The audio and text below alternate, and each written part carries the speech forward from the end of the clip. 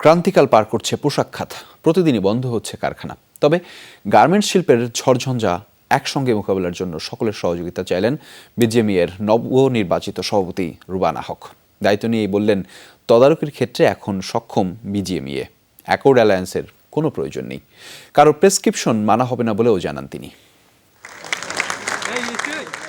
2 বছরের জন্য পোশাক খাতের শীর্ষ সংগঠন বিজিএমইএর দায়িত্ব নিলেন রুবানা হক।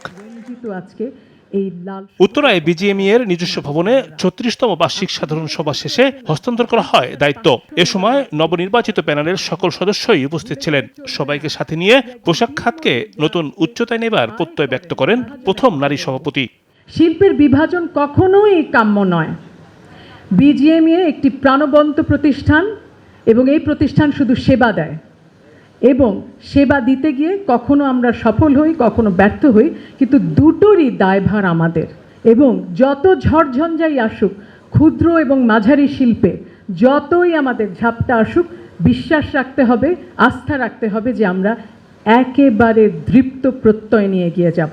শিল্পে বিভাজন কামনায় উল্লেখ করে বলেন, কারখানা তদারকির ক্ষেত্রে কারো প্রেসক্রিপশন মানা হবে না। কিন্তু অ্যাকর্ড এখনো আছে। আমি মনে করি আপনাদের সকলের সাহায্য থাকলে আমাদের সেলফ মনিটরিংয়ের একটা জায়গায় যাওয়া উচিত। এই 6 বছর ধরে আমাদের আসলে আমরা আশা করছিলাম যে আমরা করতে পারবো, হয়নি, কিন্তু এখন আমাদের ঘুরে দাঁড়াবার সময়। প্রেসক্রিপশন আমরা কারোর কাছ থেকে নেব না। এর আগে সাধারণ সভায় 3.5 বছরের আয় ব্যয়ের হিসেব তুলে ধরেন বিদায়ী সভাপতি সিদ্দিকুর রহমান। বলেন, সংকট কাটিয়ে উঠতে হলে 5% নগদ সহায়তা প্রয়োজন, একই সঙ্গে নামিয়ে আনতে হবে ব্যাংক সুদহার।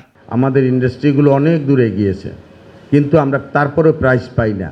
একটা ইটালি মেড বা স্পেন মেড শার্ট কিনলে যে দাম পায়, আমরা কিন্তু সেই প্রাইসটা পাই না। তার কারণ হলো আমাদের এখন দরকার হলো দেশকে ব্র্যান্ডিং করা। আমাদের গার্মেন্টস ইন্ডাস্ট্রিকে ব্র্যান্ডিং করলে কোনো লাভ হবে না। পোশাক খাতের সংকট মোকাবেলায় ঐক্যবদ্ধভাবে কাজ করার প্রতিশ্রুতি দেন বিদায়ী এবং নতুন সভাপতি। আমার ভুলভ্রান্তি হইলে আপনারা আমাকে ক্ষমা করে দিবেন। রিমন রহমান, যমুনা নিউজ, ঢাকা।